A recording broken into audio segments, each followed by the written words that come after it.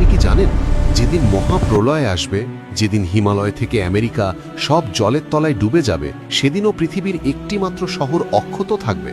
শিবপুরাণে স্পষ্ট লেখা আছে, কাশী এই পৃথিবীর অংশ নয়, এটি মহাদেবের ত্রিশূলের ওপর অবস্থিত। বিজ্ঞানীরা বলেন বারাণসী পৃথিবীর সবচেয়ে পুরনো শহর, কিন্তু সনাতন ধর্ম বলে এটি কোনো সাধারণ শহর নয়।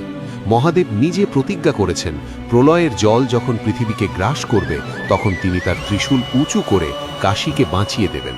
এজন্যই কাশীকে বলা হয় অবিনশ্বর, এখানে মৃত্যু মানেই মুক্তি।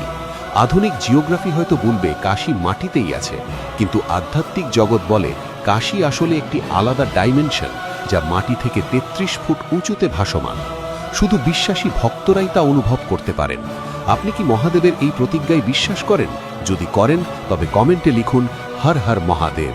আর সনাতন ধর্মের এমন অলৌকিক রহস্য জানতে সনাতন ভাইবস সাবস্ক্রাইব করুন। জয় বাবা বিশ্বনাথ।